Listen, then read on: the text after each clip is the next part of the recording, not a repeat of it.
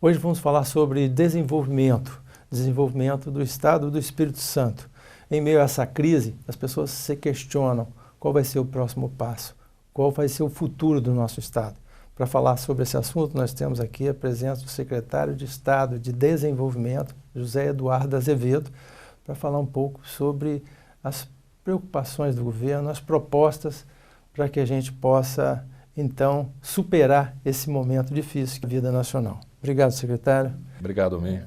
Prazer estar aqui. Qual as perspectivas que a gente pode passar para as pessoas hoje, em meio a um processo de impeachment, quase que concluído, mas ainda inconcluso, sobre a economia, sobre o desenvolvimento do Estado do Espírito Santo? Todos nós sabemos o tamanho do desafio que o nosso país vive hoje, né? Nós vivemos um momento ainda bastante nebuloso em relação ao cenário político e econômico nacional. É preciso que seja concluído esse processo. Tudo indica que agora, em agosto, deverá ter uma decisão, né? Posta essa decisão, pelo menos clareia o cenário político do país. O que existe de novo e com perspectivas de retomada, de melhoria de um cenário, é que o governo provisório montou uma equipe econômica de boa qualidade, profissionais responsáveis, competentes, que dão alguns sinais de que o país poderá se reencontrar, né, nos trilhos aí do processo de desenvolvimento.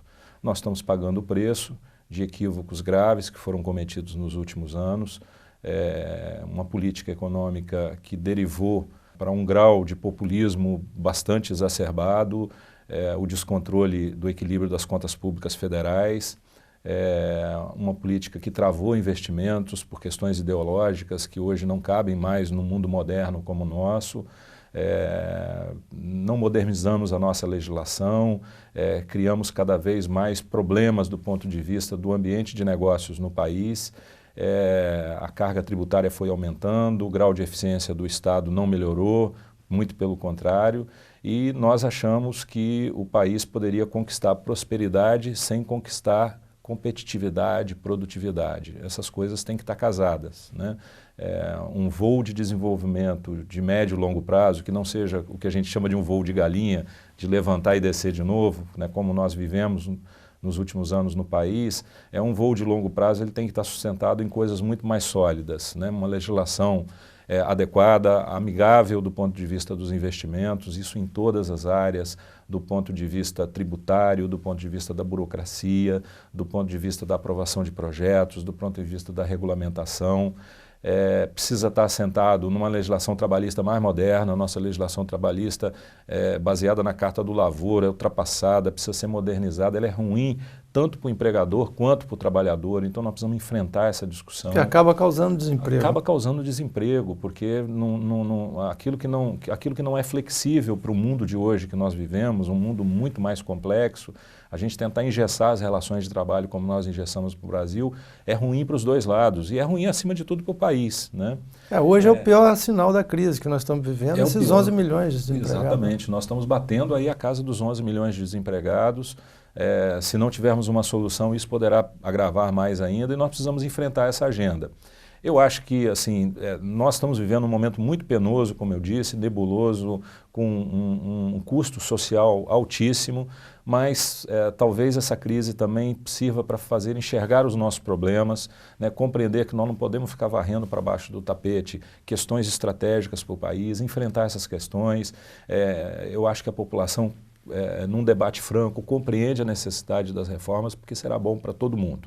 Então, esse eu diria que assim, é o cenário nacional que nós estamos vivendo, mas com expectativa de que, com a solução dessa questão política agora no mês de agosto, né, e com a expectativa, a partir da qualidade da equipe econômica que foi montada, que o país possa começar a implementar um conjunto de reformas que são necessárias para destravar a nossa economia. Esse é o ponto fundamental. Evidentemente que o Espírito Santo como um Estado federado, sofre todas as consequências desse quadro que nós estamos vivendo, com alguns agravantes, né?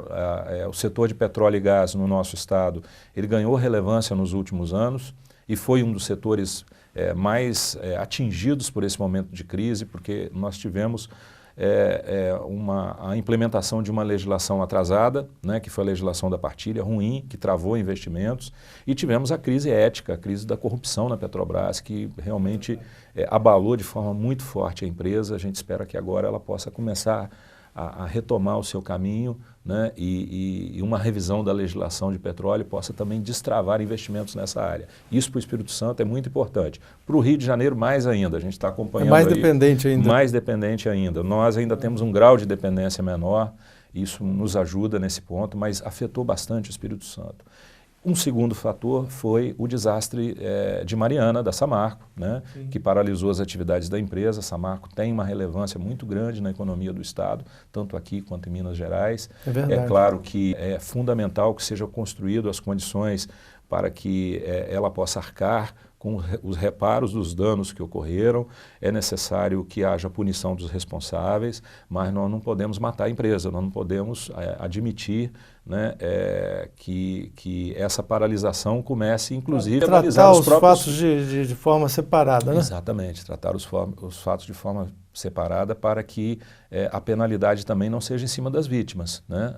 As vítimas de todo o processo, que são as questões ambientais, todas as populações ribeirinhas, nós temos que implementar essa agenda de retomada. Então nós precisamos construir essa solução. O governo do Estado tem participado ativamente dessa construção dessa agenda. Nós acreditamos que já está num estágio bastante avançado e ela é importante para a nossa economia. Teve efeito também muito grave. Quem acompanhou os dados fornecidos pelo Instituto Jones agora do PIB desse ano comparado com o PIB do ano passado, vê o peso da paralisação da Samarco na economia capixaba e os danos que isso tem causado para as famílias dos trabalhadores, para os profissionais, para todos aqueles que dependem dessas atividades aqui no Estado. E uma terceira variável que foi muito típica para o nosso Estado, na verdade é uma combinação de 3 fatores complexos, é esse período de estiagem que nós sofremos no Estado. Nós estamos vivendo a pior estiagem aí dos últimos 80 anos, né? Isso afetou de forma muito forte o agronegócio, isso tem um peso significativo no interior do nosso Estado. As famílias de agricultores, né, as famílias das nossas cidades menores dependem muito do desempenho da agricultura, e isso refletiu diretamente aí na renda das famílias também. Então esses 3 fatores, quer dizer, além do cenário nacional, afetam muito o quadro do nosso Estado. Nós temos que ter consciência disso para poder fazer uma agenda de enfrentamento, mas acima de tudo, Almir, o que a gente tem trabalhado no governo é a nossa agenda do Espírito Santo, quer dizer, compreender que nós temos que fazer o nosso dever de casa, nós temos que trabalhar a nossa agenda de competitividade. E aí nós estamos trabalhando em algumas frentes importantes, né, que eu diria que são os nossos objetivos estratégicos do Estado. Secretário, vamos a um rápido intervalo, voltamos já com a nossa entrevista. Fique conosco.